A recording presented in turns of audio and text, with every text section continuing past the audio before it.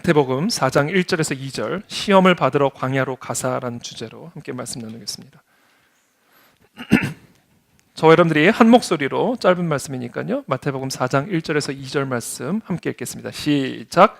그때에 예수께서 성령에게 이끌리어 마귀에게 시험을 받으러 광야로 가사 40일을 밤낮으로 금식하신 후에 줄이신지라. 아멘. 저는 지난 주간 월요일부터 수요일까지 2박 3일 일정으로 제주도에서 열린 목회자 컨퍼런스에 다녀왔습니다.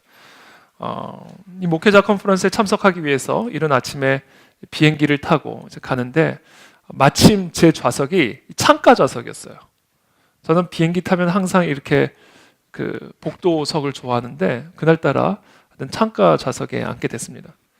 그래서 물끄러미 이 창밖을 바라보는데 어느 순간 이 비행기가 이 활주로를 달려서 이륙하는데 놀랍게 제가 뜨기 시작하는 거예요. 너무나 우리가 익숙한 광경이지만 그날따라 이것이 좀 색다르게 제 안에 느껴졌습니다. 내가 뜨다니. 제대로 뛰지도 못하는 내가 공중에 뜨다니. 되게 새롭게 느껴졌어요. 그러더니 이것이 시간이 가면 갈수록 땅에서 멀리 높이 날아가기 시작하더니 급기야 이 땅 밑에서 물끄러미 쳐다만 봤던 구름이 제 옆에 떠다니고 있고요. 그 구름을 뚫고 하늘 위로 날아가는 제 자신을 새로운 관점으로 좀 바라보게 됐습니다. 나의 능력으로는 절대로 건너갈 수 없는 그 바다를, 나의 능력으로는 절대로 날 수 없는 그 하늘을 통해 날아가고 있는 제 자신을 바라보면서 어떻게 내가 날 수 있을까? 이 연합이라는 것에 대해서 좀 묵상을 하는 시간을 가졌습니다. 연합. 나는 날 수 있는 능력이 전혀 없지만 날 수 있는 비행기와 연합이 되는 순간 내가 비행기와 함께 날고 있더라고요. 기가 막히지 않습니까, 여러분? 이 비행기와의 연합을 통해 내가 비행기의 능력을 갖게 되었고 비행기와 함께 저 하늘을 날아 1시간 만에 제주도에 도착해서 그날 일정을 시작을 할 수가 있었습니다. 비행기와 연합되지 않고서는 상상할 수도 없는 일이죠. 그러면 신앙생활이라는 것은 바로 이처럼 내 힘으로는 상상할 수 없는 일을 행하는 삶입니다. 이게 신앙생활이에요. 신앙생활이라는 것은 내가 가진 능력이나 지혜로는 절대로 경험할 수 없는 그 일을 경험하는 생활입니다. 절대로 기쁠 수 없는 상황인데 기쁨을 누리는 생활. 절대로 희망을 가질 수 없는 상황인데 희망이 막 샘솟는 생활. 절대로 이길 수 없는 상황인데 넉넉히 이기는 생활. 이게 신앙생활입니다. 저는 그와 같은 신앙생활을 우리 모두가 누리게 되기를 축복합니다. 여러분, 나의 능력을 초월해서 역사하는 능력이 있습니다. 나의 환경을 초월해서 주어지는 하늘의 평안이 실제합니다. 하늘 문이 열리고 마른 뼈와 같은 나의 심령 안에 임하신 그 하늘의 생명력, 이것을 이 땅에서 받아 누리는 생활, 이게 신앙생활이라는 거예요. 얼마나 멋지고 흥분이 됩니까, 여러분? 너무 기가 막히고 흥분되지 않습니까? 지금 저만 지금 흥분을 하고 있는데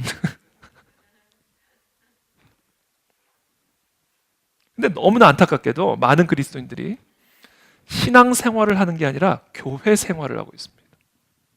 교회 생활.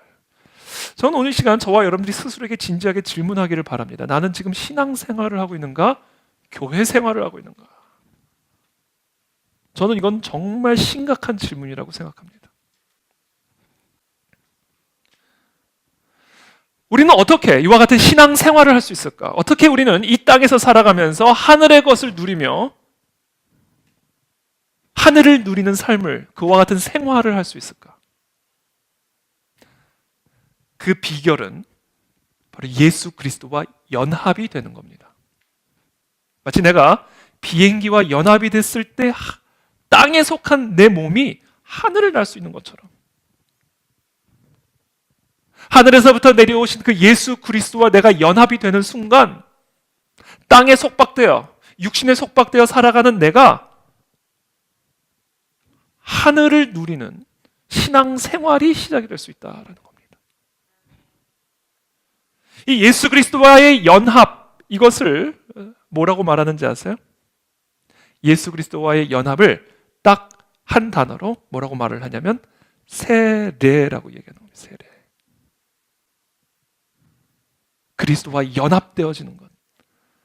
그리스도와 한 몸이 되는 것. 그래서 그리스도 안에 있는 생명이 내 생명이 되고 그리스도 안에 있는 능력이 내 능력이 되고 그리스도 안에 있는 평강이 내 평강이 되는 생활. 그와 같은 신앙 생활을 누릴 수 있는 비결이 바로 세례입니다. 세례. 그러면 혹시 여러분들 가운데 저한테 이와 같은 질문을 하고 싶은 분이 계실지 모르겠어요. 목사님, 저는 벌써 몇 년 전에 세례를 받았는데 왜 아직 그런 신앙 생활을 하지 못하고 여전히 교회 생활만 하고 있는 것이죠? 이것이 사실 오늘날 교회 안에 있는 수많은 세례 교인들의 고민이고 질문입니다. 그 질문에 대한 답은 아주 간단해요. 세례식은 받았는데 아직 세례를 안 받았기 때문입니다. 세례 증서는 내 집안에 있는데 내 심령에 세례가 아직 안 왔어요. 그래서 세례 교인이지만 교회 생활만 하고 신앙 생활을 아직 경험을 못 하고 있는 것이죠. 여러분, 세례가 없는 세례식이 무슨 의미가 있습니까? 물 뿌리는 게 무슨 의미가 있어요, 그게? 여러분, 세례식이 그토록 중요한 이유는 그 세례식 안에서 세례가 이루어지기 때문이에요. 세례가 이루어지지 않았다면 그 물 뿌리는 그 의식은 그게 무슨 의미가 있어요.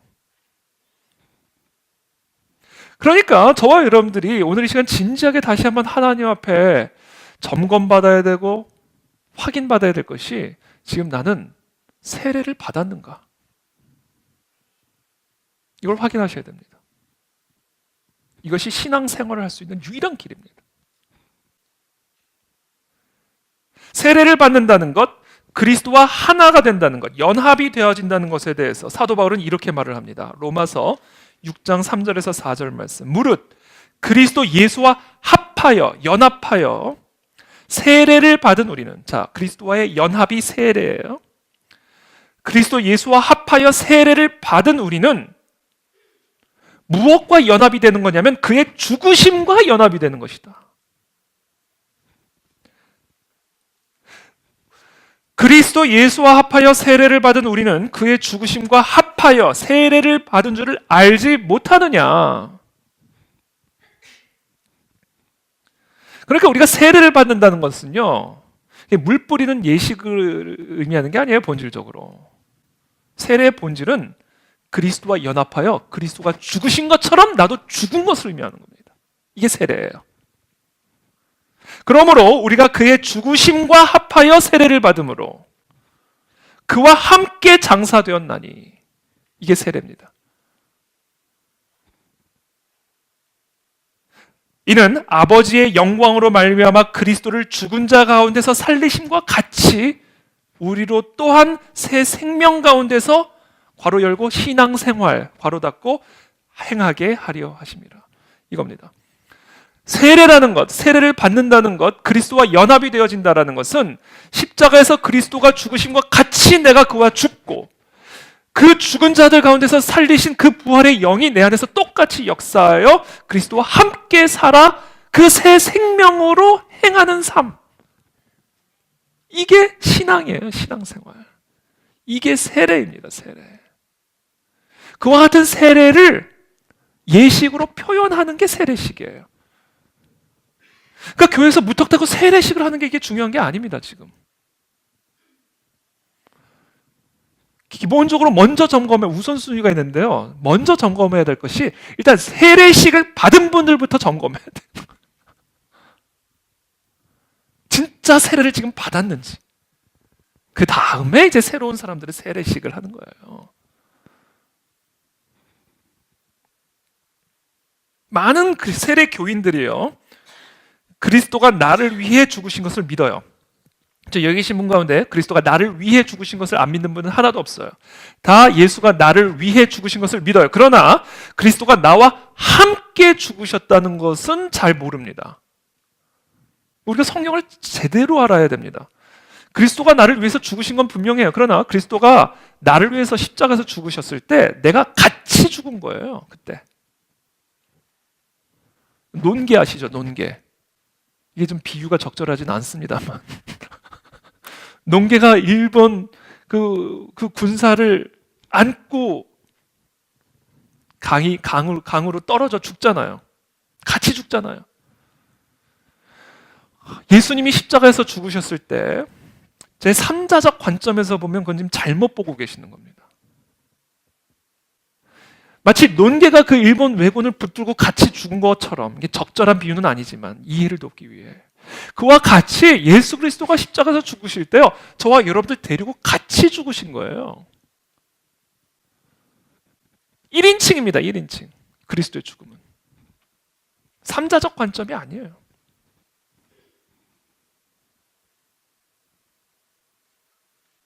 근데 너무나 많은 세례 교인들이 그리스도가 나를 위해서 죽으셨음을 믿지만 정작 자신은 죽지 않고 계속 살아있어요. 그리고 저 멀리서 2000년 전에 십자가에서 죽으신 그리스도만 막 찬양하고 슬퍼하고 있는 거죠. 나는 살아있어요. 계속. 그러니까 이게 신앙생활이 되지 않고 교회생활이 되는 거예요. 여러분, 죽지 않고 어떻게 부활을 합니까? 아니, 죽지 않은 사람이 어떻게 부활을 맛봐요? 그러니까 우리가 계속 교회 생활만 하는 거죠. 하늘의 이 죽은 자를 일으키는 그 부활의 능력을 맛볼 수가 없는 거예요. 왜? 내 자아가 죽지를 않고 있기 때문에 그런 거죠. 참 이게 안타까운 일인 거죠. 여러분, 이 자아가 죽지 않은 사람의 가장 중요한 특징이 있습니다. 그게 뭐냐면요, 불평불만이에요. 자아가 살아있잖아요. 끊임없이 불평합니다. 만족이 안 돼요, 모든 게. 근데 자아가 살아있는 사람이 아주 중요한 특징입니다. 물론 우리가 이런저런 부분에 대해서 불만을 가질 수도 있고 불평을 가질 수도 있습니다. 그러나 그런 차원보다 더 깊이 그냥 이 불평, 불만의 영이 나오는 사람들이 있어요. 영이 불평, 불만의 영이에요. 이 자아가 살아있는 사람의 가장 중요한 특징입니다. 근데 이 불평, 불만의 속을 가만히 제가 내시경으로 들여다보니까 이 불평, 불만 속에 뭐가 있는지 아세요? 화가 있어요. 화. 나 자신에 대한 화, 다른 사람에 대한 화, 환경에 대한 화, 교회에 대한 화, 하나님에 대한 화가 있습니다. 이 화가 그 속에 들어가 있습니다. 근데 이 화를 또 내시경으로 더 깊이 뚫고 들어가 보니까 그 화 속에 뭐가 있는지 아세요? 하나님에 대한 아주 깊은 불신앙이 뱀처럼 꽈리를 틀고 있습니다. 아주 깊은 불신앙, 꽁꽁 감춰져 있어요. 근데 내시경으로 뚫고 들어가 보니까 그 안에 하나님에 대한 깊은 불신앙이 있더라고요. 그래서 제가 다시 한번 그 영적 내시경을 가지고 그 하나님에 대한 깊은 불신앙을 깊이 찔러서 살펴봤어요. 그랬더니 그 깊이, 정말 그 최저의 근저에, 뿌리에, 가장 밑바닥에 뭐가 있는지 아세요? 시퍼렇게 살아있는 나의 자아가 있습니다. 그걸 죽여야 돼요. 그걸 죽여야 됩니다.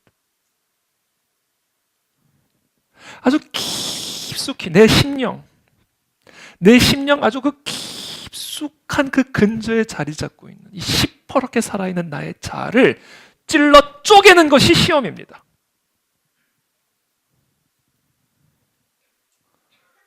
그래서 성령 하나님께서는 저와 여러분들을 진정한 부활의 생명력을 누리는,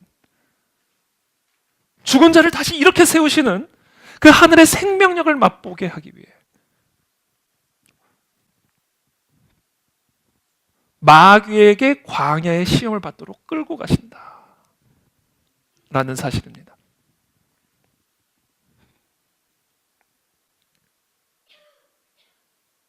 그때에 4장 1절에 예수께서 성령에게 이끌리어 마귀에게 시험을 받으러 광야로 가사 40일을 밤낮으로 금식하신 후에 줄이신지라. 성령에게 이끌리어 마귀에게 시험을 받으러 가셨어요. 너는 내 사랑하는 아들이라 내가 너를 기뻐하노라. 그러기 아들아 마귀에게 가자 이렇게 된 거예요. 가서 40일만 시험 좀 받자. 이 앞뒤가 안 맞는 것처럼 들리잖아요. 하나님이 하신 일이 그와 같은 일이에요. 혹시 우리들 가운데 지금 이 자리 가운데 지금 마귀에게 시험을 당하고 계시는 분들이 계십니까?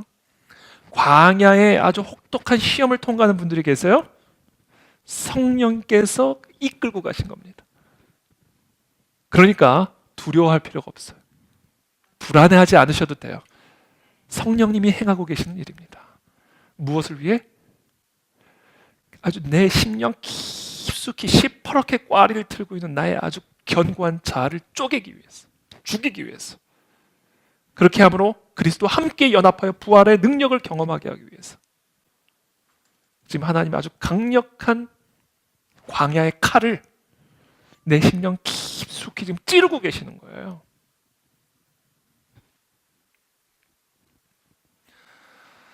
성령께서 예수 그리스도를 마귀에게 시험을 받도록 광야로 이끌고 가신 이유 두 가지를 저는 오늘 함께 나누고자 합니다. 첫 번째는요, 지금 제가 서두에 쭉 설명드린 것처럼 우리의 영적인 성장을 위해서입니다.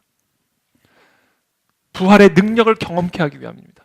이 땅에 속박되어 있는 자가 그리스도와 함께 죽고 그리스도와 함께 다시 부활하는, 그래서 새 생명 가운데 행하는 신앙 생활을 위해서 성령께서는 우리를 마귀에게 끌고 가 광야의 시험을 통과하게 하십니다.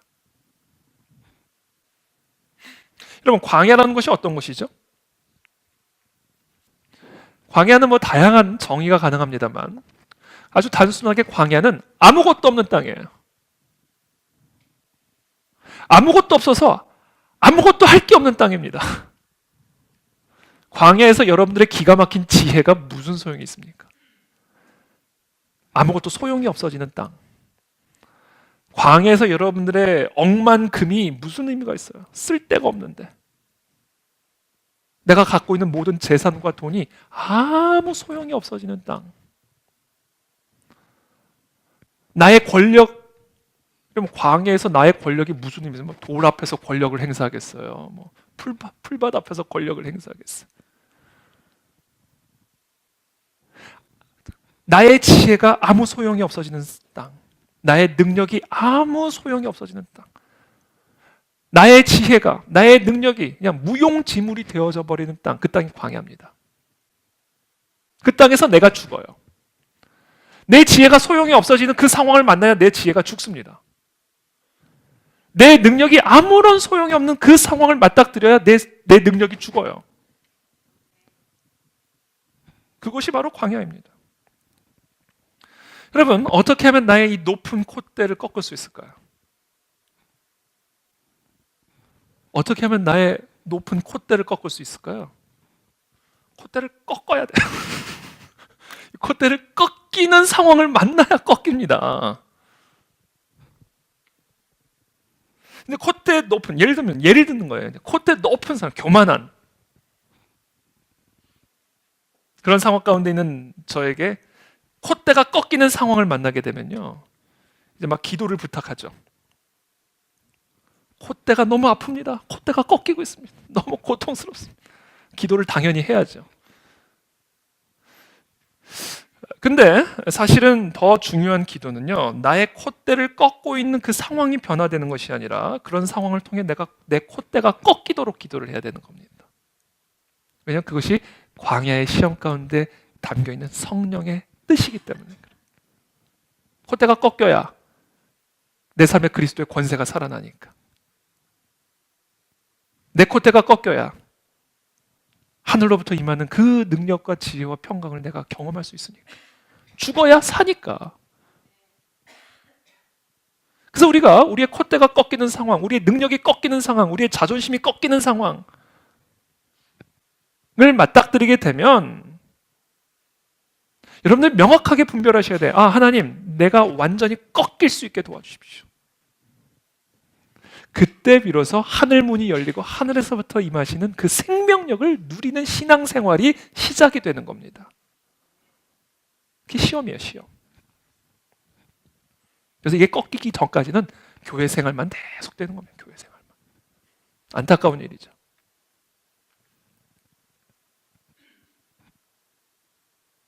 그러나 광야는 단순히 내가 죽는 곳이기만 한 것은 아니에요. 내가 죽는 곳일 뿐 아니라 그래서 동시에 내가 다시 태어나는 곳입니다. 그래서 하늘의 생명으로. 기가 막힌 거죠. 다시 태어나요, 우리가. 혹독한 광야의 시험을 통해 내가 꺾이면서 다시 태어납니다. 여러분, 운동을 하지 않으면요, 근육이 발달되지 않아요. 지금 제가 뼈밖에 없는 이유는 운동을 안 해서 그래요, 지금. 죄송합니다. 저도 좀 근육을 키우고 싶은데 근육을 죽이는 게 고통스러워요. 여러분, 근육을 죽이는 고통을 경험해야 근육이 자라는 거예요. 이게 역설입니다. 편안하게 그냥 앉아만 있으려니까 뼈만 남는 거예요, 뼈만. 그렇죠. 운동을 하지 않으면 근육이 발달되지 않는 것처럼 우리의 인내가 시험을 당하는 일을 경험하지 않으면 인내가 생겨나지가 않아요. 사람들로부터 마음 상하는 일을 전혀 당해보지 않으면 이 용서가 내 안에서 자라날 수가 없습니다. 폭풍 같은 시험의 바람이 우리에게 불도록 성령께서 허용하시는 것은 우리로 하여금 자라도록 하기 위함이다. 믿음이 자라게 하시기 위해 광야를 주시는 것이요, 용서라는 근육이 자라게 하시기 위해 광야를 주시는 겁니다. 그리스도의 장성한 분량으로까지 우리가 끊임없이 성장하게 하기 위해 성령 하나님은 우리를 끊임없이 광야의 시험 가운데로 이끌어 가시는 겁니다. 마치 근육을 죽이는 것과 같은 고통을 통해서만 내 근육이 성장할 수 있는 것과 같은 이치라는 것이죠. 그러므로 여러분, 광야의 시험 가운데 혹시 우리 가운데 있다면, 또 앞으로 저와 여러분들의 삶에 있게 될 여러 저런 모양의 광야 가운데 이 진리를 여러분 꼭 기억하게 되기를 축복합니다. 저는 새벽에 이렇게 기도하는데 제 마음에 자꾸 광야를 사모하는 마음이 생겨요. 제가 기도하다 미쳤지, 내가 미쳤지, 광야를 사모 이러면 안 되지. 다시 정신 차리고 기도를 하는 마음의 유혹이 들어오는데 제 솔직한 마음의 심령에 광야를 사모하는 마음이 생겨요. 왜냐하면 내가 죽어야 되겠다는 생각, 너무 강력하게 드니까. 내가 죽지 않고는 이 교회가 세워질 수가 없다는 걸 너무 강력하게 느끼니까. 내가 죽지 않고는 우리 성도들을 위로할 수 없고 내가 죽지 않고는 우리 성도들을 살릴 수 없다는 것이 너무 명확하니까 죽고 싶어요. 죽어야 되겠다는 마음의 소원이 생깁니다. 자꾸. 그래서 제가 지나가다가 저도 모르게 이렇게 기도를 하잖아요. 죽여주십시오. 죽고 싶다. 그럼 옆에 사람들이 이렇게 저 사람 왜 저러나. 근데 이게 지금 제 마음 안에 있는 소원이에요. 물론 우리가 너무 혹독한 시험을 피할 수 있도록 시험에 들지 않게 예수님이 기도하라고 그러셨잖아요. 물론 우리가 정말 너무 힘든 그런 시험을 당하지 않도록 물론 우리가 함께 기도는 해야 되겠지만 성령께서 이끌어 가시는 광야의 시험이라면 그것은 내가 반드시 사모해야 할 선물이라는 믿음이 생깁니다. 왜냐하면 그것을 통해 내가 얻게 될 하늘의 것을 내가 알기 때문에. 저는 그와 같은 사모함이 저와 여러분들 가운데 있게 되기를 축복합니다. 광야를 두려워하지 마십시오. 광야를 피하려고 하지 마십시오. 성령께서 우리를 광야로 이끌어 가실 때에는 우리에게 정말로 주고 싶은 놀라운 하늘의 선물이 있습니다. 그것을 사모하는 저와 여러분들이 되기를 축복합니다. 여기서 제가 한 가지 짚고 넘어가야 할 사실이 있어요. 마귀의 시험 자체가 나를 죽이는 건 아니에요. 그러면 다 죽었게요? 다 신앙생활을 하고 있게요? 마귀의 시험을 당하지 않은 사람이 어디 있어요? 다 광야의 시험을 통과하죠. 그런데 다 모두가 그리스도와 함께 죽고 그리스도와 함께 다시 사는 부활의 능력을 누리지 못하고 있어요. 그것은 무엇을 의미하는지 아세요? 마귀의 광야의 시험 자체가 우리를 죽이는 게 아니에요. 그 광야의 시험에 대한 우리의 반응이 우리를 죽이는 겁니다.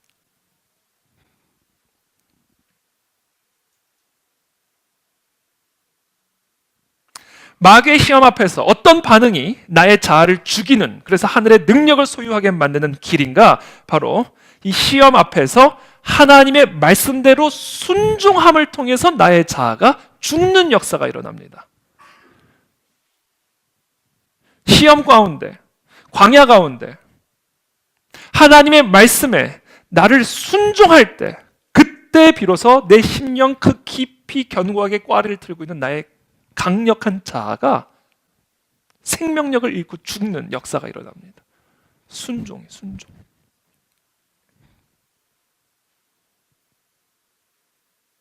예수님은 광야에서의 세 가지 사탄의 시험을 다 하나님의 말씀에 대한 순종으로 이겨내셨어요. 이게 예수님의 반응이었어요. 다음 주에 더 자세히 나누겠지만, 사람이 떡으로만 살 것이 아니요 하나님의 입으로 나오는 말씀으로 살 것이라. 신명기 말씀으로 사단의 시험을 이겨내죠. 주 너의 하나님을 시험하지 말라. 신명기 하나님의 말씀으로 사단의 시험을 이겨내죠. 주 너의 하나님께 경배하고 다만 그를 섬기라 하였느니라. 다 신명기 하나님의 말씀으로 이 사단의 시험을 이기시죠.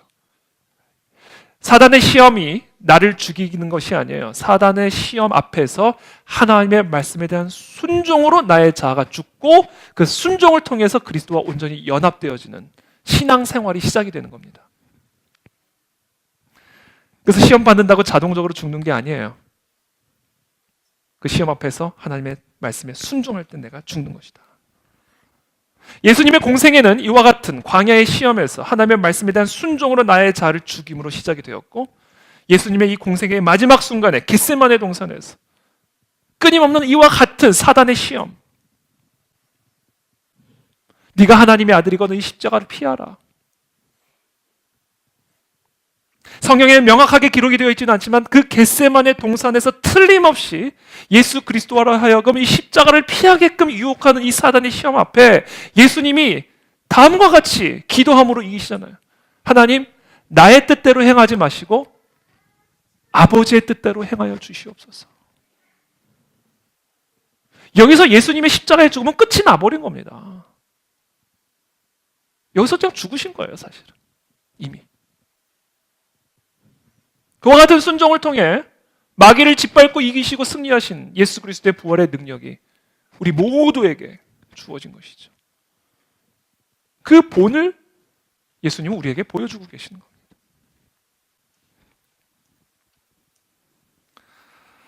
저는 저와 여러분들이 지금 어떤 광야의 시험을 통과하든지 간에 그 장소에서 질문하게 되길 바랍니다. 하나님, 지금 내가 어떤 하나님의 뜻을 행하기를 원하십니까? 그것을 질문하십시오. 그리고 그 뜻을 행하십시오. 그때 내 안에 너무 강력하게 살아있던 자아가 죽어버리는 놀라운 역사를 경험하게 될 겁니다. 그리고 나서 하늘로부터 주어지는 그 부활의 능력을 여러분들이 누리는 신앙생활이 그때부터 시작이 되는 겁니다. 저는 그와 같은 은혜의 역사가 오늘 이 예배 가운데 임하게 되기를 축복합니다.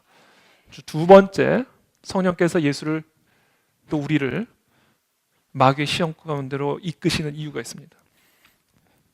저와 여러분들을 사용하시기 위해서요.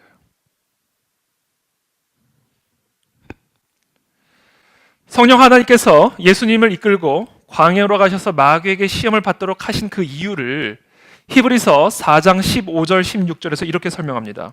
우리에게 있는 대제사장은 우리의 연약함을 동정하지 못하실 이가 아니요 모든 일에 우리와 똑같이 시험을 받으신 이로되 죄는 없으시니라.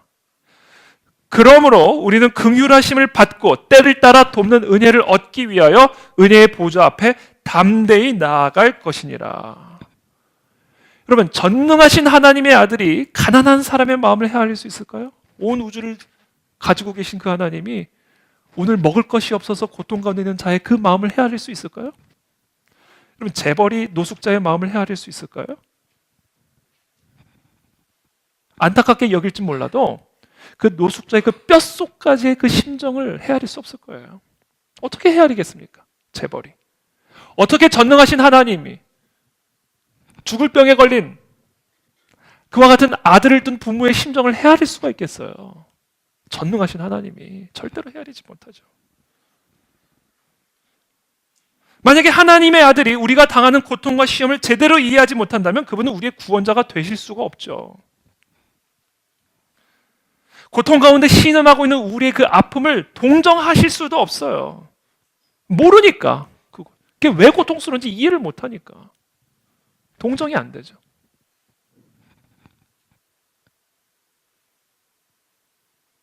그래서 우리는 그 주님의 긍휼하심을 얻기 위해 때를 따라 돕는 은혜를 얻기 위해 그 은혜의 보좌 앞에 담대히 나아갈 수도 없었을 거예요. 모르니까 저분은.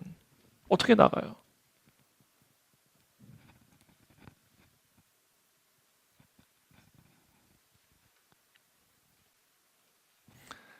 그래서 하나님의 아들은 하나님의 본체이심에도 불구하고 아기 예수, 가장 연약한 그리고 가장 낮은 그 말구유에 태어나 우리와 똑같이 시험을 받으신 거예요. 그래서 그분은 우리를 동정할 수 있는 권세를 가지고 있습니다. 그분은 우리를 그와 같은 신음과 고통에서부터 구원해낼 수 있는 그런 사랑의 마음을 갖고 계셔요. 왜? 내가 알기 때문에. 하나님이 알기 때문이라는 거예요. 그래서 여러분, 저와 여러분들이 당하는 이 광야의 시험은요, 그와 같은 시험을 통과하고 있는 자를 위로할 수 있는 권세를 얻게 되는 겁니다. 그 사람의 말을 듣게 돼요. 왜? 그 사람은 아니까, 내 마음을.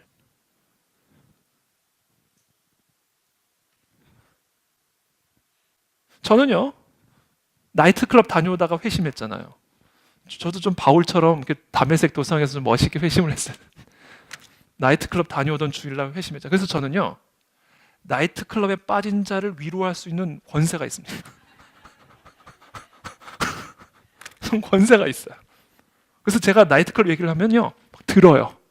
목사님 어쩌다 저렇게 목사님이 되셨을까? 듣습니다. 가정의 깊은 어려움을 경험한 자들, 그것을 통과한 사람들, 그것을 통과하여 하늘의 능력을 소유하게 된 사람들, 그 사람들은요, 그와 같은 가정의 어려움 가운데 빠져 있는 자를 위로하고 구원할 수 있는 권세가 쥐어집니다. 이게 성령께서 우리를 광야로 끌고 가시는 거예요. 우리를 사용하시기 위해. 예수님이 그와 같은 광야의 시험을 통과하지 않았다면 절대로 예수님 우리를 위로 못합니다. 우리는 그분께 나아가지도 않을 거예요.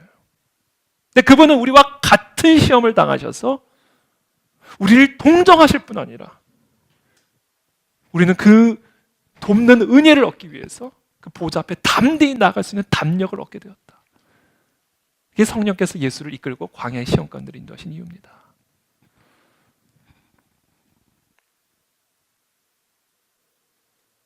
시험을 당하지 않는 사람, 시험을 당해보지 않은 사람은 시험 받는 자들을 사랑할 수가 없습니다. 시험을 당해보지 않은 사람은요, 시험 가운데 있는 자들을 귀찮게 여겨요. 함께 하기를 원치 않고 멀리 합니다.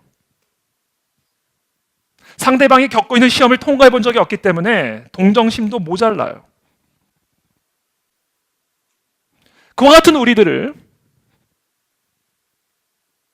그와 같은 시험 가운데 있는 자들을 구원하고 위로하는 하나님의 도구로, 통로로 사용하시기 위해서 광야의 시험을 맛보게 하시는 겁니다.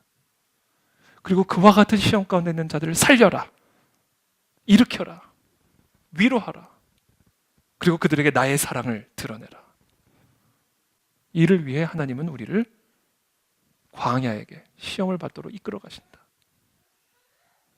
그래서 여러분 믿으십시오. 지금 저와 여러분들이 통과하는 이런저런 모양의 시험을 통해 저와 여러분들에게는 권세가 주어질 겁니다. 사람을 살릴 수 있는 권세, 사람들에게 하나님의 영광을 드러낼 수 있는 권세, 그와 같은 권세가 우리 모두에게 주어지게 되기를 축복합니다. 말씀을 맺겠습니다. 종교개혁가 마틴 루터, 굉장한 위로의 사람이었다고 합니다. 우리가 종교 개혁가이기 때문에 막 싸납다고만 생각하지만 상당히 담대한 사람이었을 뿐 아니라 매우 깊은 위로의 사람이었다고 합니다. 그의 동역자였던 필립 멜란 히토는 이 루터를 옆에서 지켜보면서 루터에 대해서 이렇게 증거를 합니다. 그는 때때로 마귀에게 얼마나 혹독하게 시험을 받았던지 정말 죽게 되었다고 생각될 지경을 많이 만났다. 그런 혹독한 시험을 통해 이 마틴 루터의 설교는요, 사람들의 심령을 움직이는 설교가 되었고, 어쩌면 저렇게 내 마음을 잘 알지? 공감을 불러일으키는 그와 같은 하나님의 지도자가 될 수 있었다는 것이죠. 찰스 펄전의 표현을 빌리자면 마틴 루터는 이렇게 얘기합니다. 마틴 루터는 영적 환난과 시련의 깊은 물에서 이를 치러냄으로써 신령한 항해의 기술을 터득한 사람이었다. 우리가 당하는 이런저런 종류의 시험이 우리로 하여금 아주 신령한 항해 기술을 터득하게 만드는 장소다라는 거죠. 그래서 저는요, 이 광야에 대해서 이중적인 감정이 생겨요. 피하고 싶지만 피할 수 없는. 피할 수만 있다면 피하고 싶지만 피하기 싫은. 왜냐하면 이것을 통해 우리는 하늘의 능력을 소유하게 되고 사람을 살리는 하나님의 지도자가 될 수 있기 때문입니다. 그래서 마틴 루터는 진정한 그리스도인이 되기 위하여, 복음의 사역자가 되기 위해서, 진정한 하나님의 종이 되기 위해서 반드시 필요한 세 가지가 있다, 이렇게 얘기했습니다. 첫 번째는 기도입니다. 마틴 루터는요, 이렇게 얘기했어요. 나는 너무 바빠서 하루에 3시간 이상 기도하지 않고는 견딜 수가 없었다, 이렇게. 좀 말이 안 맞죠? 나는 너무 바빠서 하루에 10분도 기도할 시간이 없다라는 것이 일반적인 사람들의 고백인데, 마틴 루터는 나는 너무 바빠서 하루에 3시간 이상 기도하지 않고는 견딜 수가 없었다. 이렇게. 기도. 두 번째, 말씀입니다. 말씀 묵상. 제가 항상 강조하는 거죠. 근데 하나가 더 있어요. 그게 뭔지 아세요? 기도와 말씀과 마지막으로 시험입니다. 기도와 말씀과 시험이 삼위일체가 되어서 우리를 그리스도와 연합하게 만들고, 그래서 하늘의 능력을 소유하는, 그래서 이 땅의 사람들을 살리고 회복하는 하나님의 종으로 세우는 놀라운 역사가 일어나게 된다는 것이죠. 이것이 예수 그리스도께서 공생의 첫 순간에 마귀에게 끌림을 당하여 광야에서의 시험을 통해서 시작하신 이유요, 그 안에 담겨진 성령의 목적입니다. 그와 같은 은혜를 저와 여러분들의 삶에 이런저런 모양의 시험 가운데 경험하고 누리게 되기를 축복합니다. 오늘 이 진리를 기억하시고 하나님의 진정한 자녀들로서 거듭나는 신앙생활이 우리 가운데 시작될 수 있기를 다시 한번 축복합니다.